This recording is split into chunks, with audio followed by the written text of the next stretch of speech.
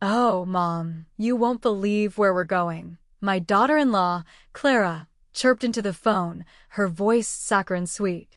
It was a tone I'd come to recognize as the prelude to a significant request, always framed as a favor to me or simply an announcement of a decision already made.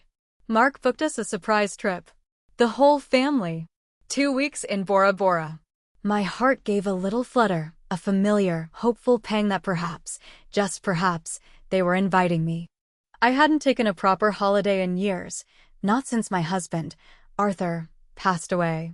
My days revolved around my quiet routines, volunteering at the library, tending my garden, and, increasingly, being available for Mark and Clara and my grandchildren, Leo and Sophie. I loved my grandchildren dearly, and I'd always believed family came first, poured my energy and resources into helping them. Arthur and I had worked hard, saved diligently, and ensured our comfortable retirement. When Arthur died 5 years ago, he left me well provided for. I'd shared that comfort generously, helping Mark with his down payment, paying for Clara's car repairs, covering the kids' extracurricular activities. It brought me joy to see them thrive, and I never expected anything in return, only perhaps consideration. Bora Bora? Oh, how lovely, Clara, I managed, trying to keep the faint note of wistful hope out of my voice. When are you thinking of going? In 3 weeks. It's all booked, she said brightly. Then came the shift, the casual drop that landed like a carefully aimed pebble. And you know we can't possibly put Buster in a kennel for that long. He gets separation anxiety, and honestly, it's just cruel. So, you'll have to watch him, of course. The unspoken, of course, hung in the air, heavy and presumptuous. Not, Mom, would you be able to watch Buster? Not, Mom, could you do us this huge favor? Just, you'll have to watch him, of course, as if my life was an empty slate, waiting for their plans to fill it. Buster was their boisterous golden retriever, a sweet dog, but requiring significant attention, long walks, and a disrupted sleep schedule. 2 weeks of Buster was a commitment. My heart sank, the hopeful flutter replaced by a familiar, dull ache of disappointment and being taken for granted. Before we dive into the story, let us know where you're watching from in the comments below, and if you believe family should protect, not exploit each other. Hit that like button and subscribe for more. I had always been the generous matriarch, the reliable cornerstone of my small family. Arthur and I had only had Mark, our only child, and he'd married Clara 15 years ago. I'd welcomed her with open arms, eager for the daughter I'd never had. I shared my home, my time, my resources without hesitation. When Mark lost his job unexpectedly years ago, we supported them financially until he found new work. When Clara wanted to go back to school part-time, I helped with tuition and childcare. My door was always open, my pantry stocked for their impromptu visits, my wallet ready for their urgent needs. It wasn't just money, it was emotional labor, attending every school play, every soccer game, mediating minor spats between Mark and Clara, listening patiently to their stresses. My life, post-Arthur, had quietly become centered around their needs, a fact I hadn't fully acknowledged until moments like these, when my own autonomy was simply erased by their expectations. I saw my role not just as mother and grandmother, but as their safety net, their convenient solution. It was a role I'd accepted, even embraced for a time, believing this was what family did. But increasingly, it felt less like mutual support and more like unilateral service. Right. Buster, I said slowly, the dull ache starting to sharpen into something colder. For 2 weeks. Yes, it's perfect, Clara continued, oblivious or perhaps simply uncaring of any potential imposition. Your house has a bigger yard than ours, and he loves staying with you. It'll be like a little holiday for him too. We'll drop him off the morning we leave. Oh, and could you just make sure you get the expensive dog food, the grain-free salmon one? It's better for his digestion. There was no discussion of my schedule, no mention of compensation for the food or the significant effort involved. Just a list of instructions, delivered like edicts. The call ended shortly after, Clara bubbling about packing and itineraries, my own quiet plans for those 2 weeks, a short trip to visit a friend upstate, some gardening projects I'd planned, completely overridden, not even considered. I hung up the phone, the silence of my house suddenly feeling heavy. The familiar pattern of being used, of my generosity being viewed not as a gift, but as a permanent, unquestionable service, settled over me. It wasn't just about the dog. It was about the assumption, the entitlement, the complete lack of regard for my own life and plans. I sat there for a long time, staring out at my meticulously kept garden. Arthur had loved this garden. He'd loved my independent spirit, too. He would have seen through the thinly veiled self-interest instantly. He used to say I had a spine of steel hidden beneath a velvet glove. Lately, the velvet glove had been worn smooth, and I hadn't shown the steel in years. I had become complacent, too comfortable in the role of the accommodating matriarch, perhaps. This wasn't the first time I'd felt this way. There had been the Christmas when they'd announced, just days before, that they were bringing 10 extra guests, friends from out of town, and assumed I would cater the entire lavish meal at my house, which I did, of course. There was the time Mark needed a significant loan for an investment opportunity he was certain would double his money. It didn't. A loan they were still paying back at a glacial pace, never missing an opportunity to mention how tight money was for them, despite their frequent dining out and new cars. There was the constant expectation of free babysitting, often sprung on me last minute with little notice. It wasn't that I minded helping, I loved helping. It was the way it was done, the absolute certainty that I would always say yes, that my own time and resources were secondary to their desires. The Bora Bora trip, planned without a word to me, followed by the 2-week dog-sitting mandate, felt like the culmination, a casual declaration of ownership over my time and space. That night, sleep didn't come easily. I tossed and turned, replaying conversations, remembering small slights, overlooked courtesies, the constant subtle pressure.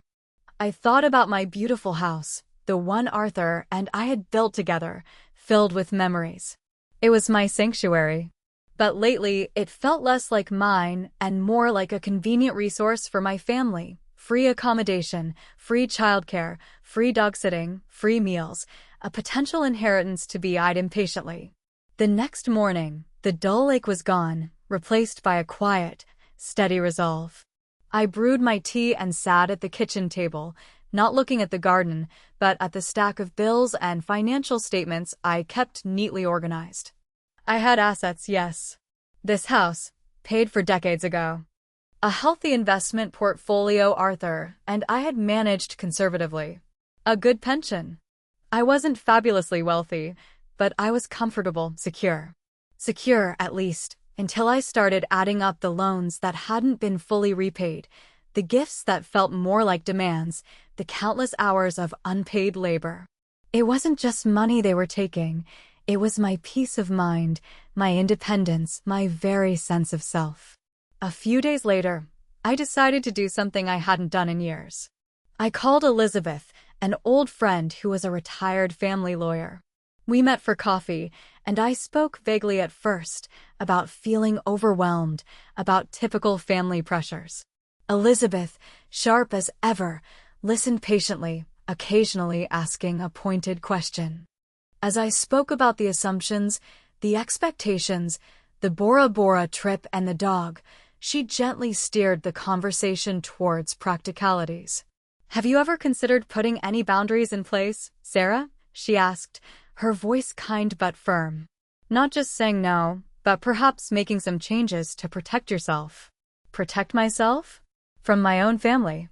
I asked, a little shocked by the phrasing. "Yes, Sarah.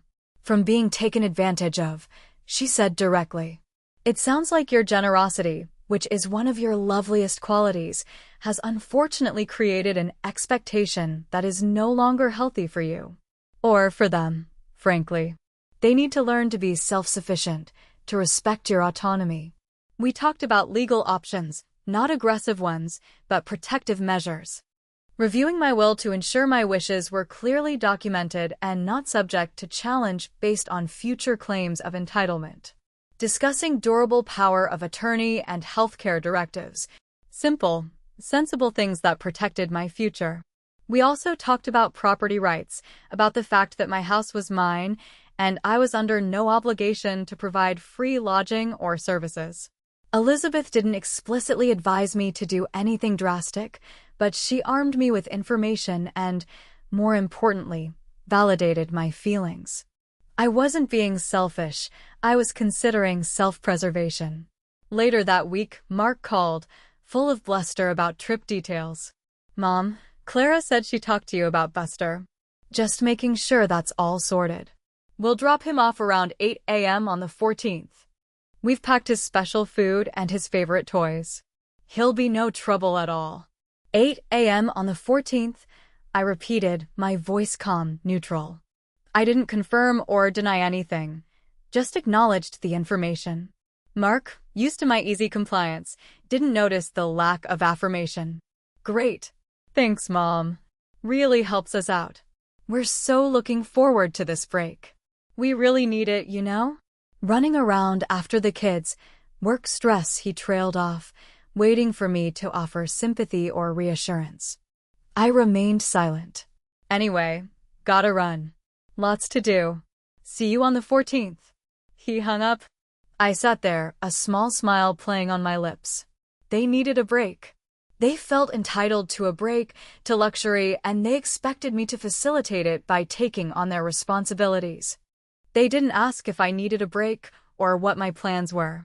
I thought about Bora Bora, the crystal clear water, the overwater bungalows, the sheer, unadulterated indulgence. And I thought about Buster needing walks in the rain, shedding on my furniture, waking me up for bathroom breaks at 6 a.m. That's when the alternatives started to form in my mind. A little seed of an idea, both terrifying and exhilarating. Why should they be the only ones who got a break? Why should my resources always be directed towards their comfort and convenience? I had worked hard. I had saved. I had been generous to a fault. Now it was time to be generous to myself. Over the next few days, I began my own quiet preparations. I contacted my financial advisor, a sharp young woman named Chloe, who had taken over Arthur's account and quickly earned my trust. We reviewed my investments, ensured everything was in order, and discussed making sure my accounts were secure, with strong passwords and necessary alerts in place. This felt less about preventing theft by my family and more about ensuring that in a moment of pressure or emotional blackmail, I wouldn't make a hasty decision I regretted. I checked the security system and upgraded the outdoor lighting. Small, practical steps that gave me a sense of control. I didn't tell anyone what I was doing. My conversations with Mark and Clara remained superficial, focused on their trip plans. They were too consumed with their own excitement to notice my quiet withdrawal. One afternoon, while they were busy with school events, I invited Leo and Sophie over for ice cream. We sat in the garden, licking melting cones, and I simply enjoyed their company. I asked them about school, their friends, what they were looking forward to about their trip. They were excited, innocent. It wasn't their fault their parents had lost sight of basic consideration. My feelings were not directed at my grandchildren. They were the very reason I had been so generous for so long. But I also knew that enabling their parents' behavior wasn't healthy for anyone in the long run, including Leo and Sophie, who were growing up seeing entitlement modeled. My strategic planning continued. I researched flights. Luxurious, far-flung destinations. Places Arthur and I had talked about visiting, but never got around to. The Maldives. Bora Bora. The south of France. I compared prices, dates, looking for something that aligned perfectly with their planned absence. It wasn't enough to simply not dog-sit. I wanted to make a point, a quiet, undeniable statement about my own life and priorities. I found the perfect trip, a 2-week stay at a stunning overwater bungalow resort in the Maldives, departing 2 days before their flight and returning a day after they were due back. It was decadent, expensive, something I would never have considered for myself before. But the thought of using my own money, my hard-earned security, to give myself the luxury and escape I deserved, rather than constantly subsidizing theirs, felt incredibly empowering. I booked it. First-class flights, a villa with a private plunge pool, a spa package. It felt like signing a treaty with myself. The next step was Buster. I couldn't just abandon the poor dog. That wasn't fair to him. I called a reputable local boarding kennel, one known for its excellent care and spacious runs. They had availability for 2 weeks. I booked him a spot, paying up front for the premium package, extra walks, playtime, even daily photo updates. I arranged to drop him off the day before I left. I still hadn't told Mark or Clara any of this. I let them continue their excited chatter about their trip, their casual assumptions about my dog-sitting duties. The tension in my silence was palpable to me, but they were too self-absorbed to notice. This was their second antagonist micro-cameo, their casual dismissal of my life happening right in front of me, reinforcing my decision. Mark mentioned needing a ride to the airport for their early flight. Clara asked if I could water her extensive collection of houseplants while they were gone. Each request, layered onto the dog-sitting expectation, solidified my resolve. They didn't just want a favor, they wanted control over my life. 2 days before my flight, I put the final touches on my preparations. I packed a suitcase filled with lightweight clothes, swimwear, books I'd been meaning to read. I arranged for my mail to be held.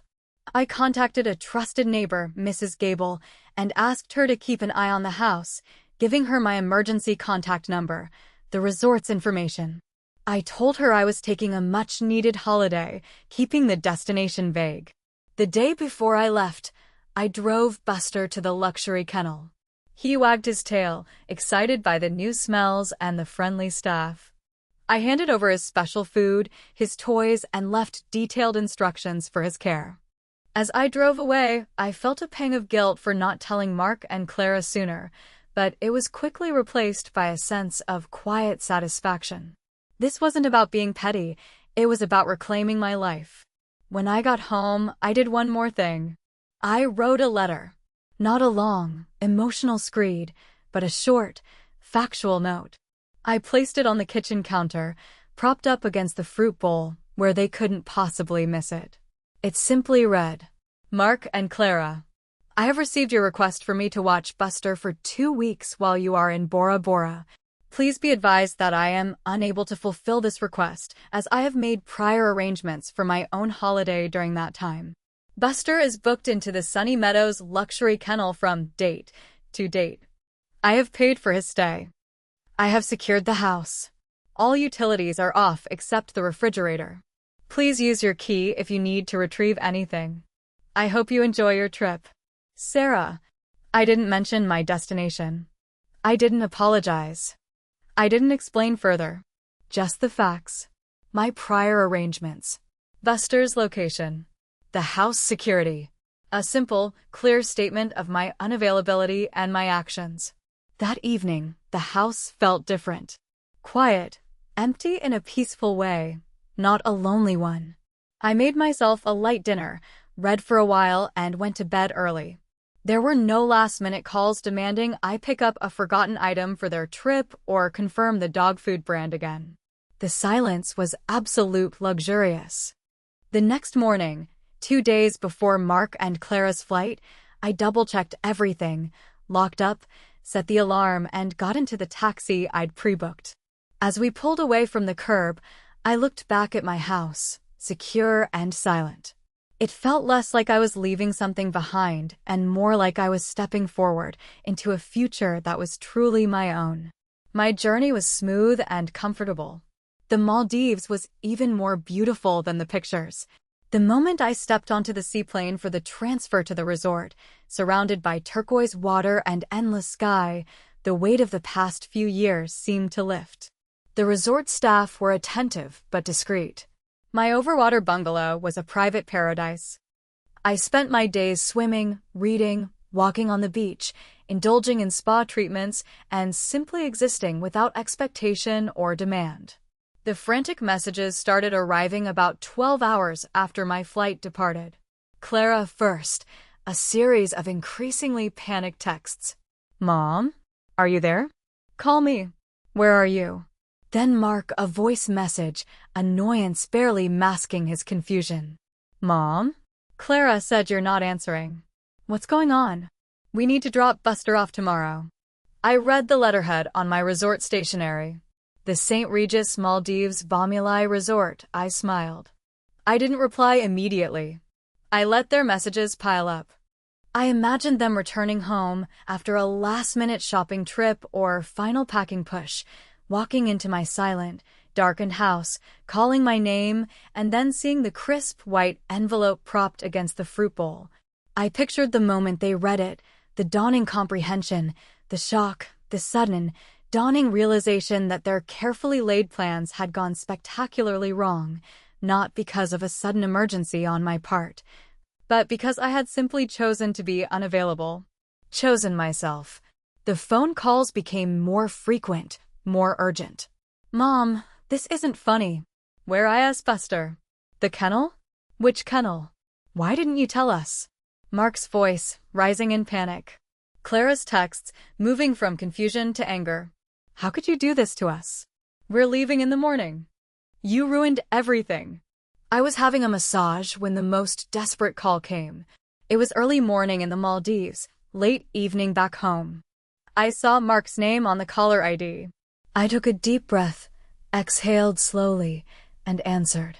Hello, Mark, I said, my voice calm and clear, a little softer from the spa treatment. Mom? My God, Mom, where are you? What's going on? We came to the house, and you weren't here. Where's Buster? His voice was a mixture of panic and outrage. I'm on holiday, Mark, I said simply. As my letter explained, Buster is at the Sunny Meadows luxury kennel. I paid for him to be cared for. A holiday? What holiday? You didn't say anything. We needed you to watch Buster. We're leaving tomorrow. Yes, I know, I replied, my tone unwavering. But I had plans. As I said in the letter, I had prior arrangements. It wasn't possible for me to watch him. Prior arrangements? What's more important than helping us? He demanded, the entitlement fully exposed now, stripped bare by panic. My own life, Mark, I said softly but firmly. My own plans. My own need for a break. There was a stunned silence on the other end of the line. He seemed genuinely incapable of processing the idea that I had needs and plans that superseded his convenience. But, Buster, and the house, and everything, he stammered. Buster is safe and well cared for. The house is secure. You have your key. You'll need to make arrangements for Buster's pickup when you return. I'm not sure of the kennel's exact hours, but I imagine they can assist you, I paused. I'm enjoying my holiday, Mark. I'll be back in a little over 2 weeks. I hope you and Clara and the children have a good trip to Bora Bora. I suggest you focus on that now. Goodbye, Mark. And I hung up.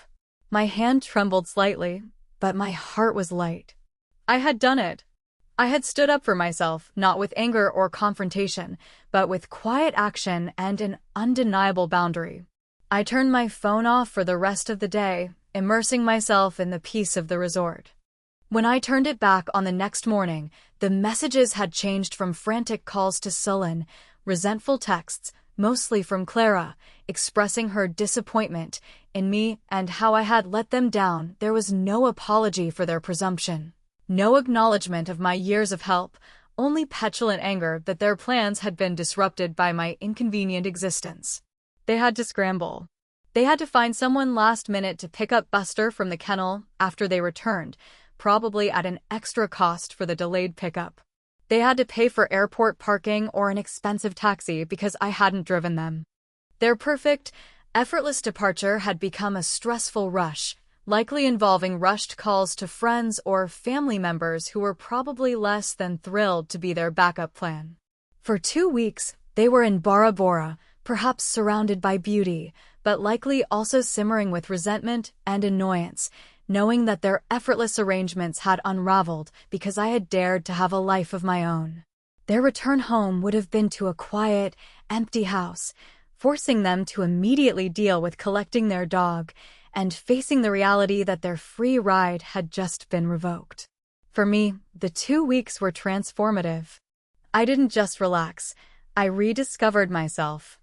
I remembered what it felt like to make decisions purely for my own pleasure, to spend my time and money on experiences that nourished me, not just facilitated the lives of others.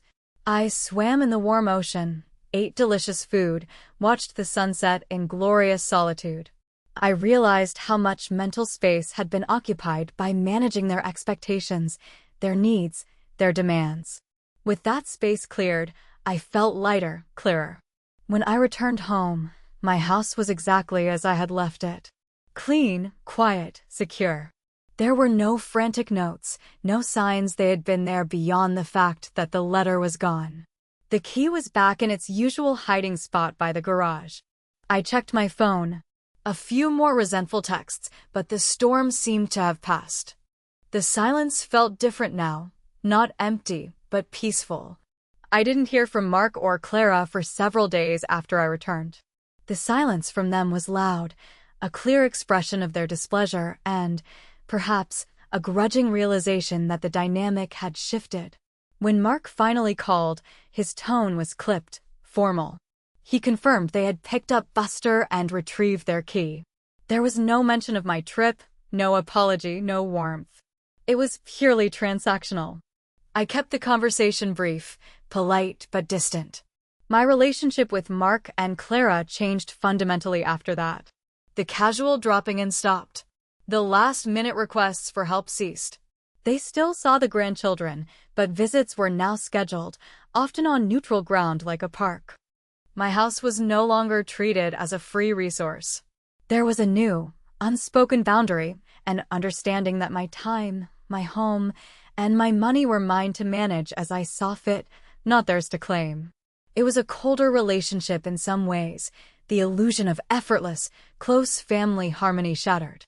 But it was also more honest, built not on obligation and exploitation, but on a clear, if distant, respect for my independence. The quiet victory was not in causing them hardship, but in reclaiming my own life. I had used my resources, not to rescue them or indulge them, but to nurture myself. The Maldives trip wasn't just a holiday, it was a declaration of independence, a line drawn in the sand. It was the moment I stopped being just the accommodating matriarch and became, once again, Sarah, a woman with her own life, her own plans, and her own well-deserved peace. Thanks for watching till the end. If you enjoyed this story, give this video a like if you haven't already, and subscribe for more stories about standing up for yourself.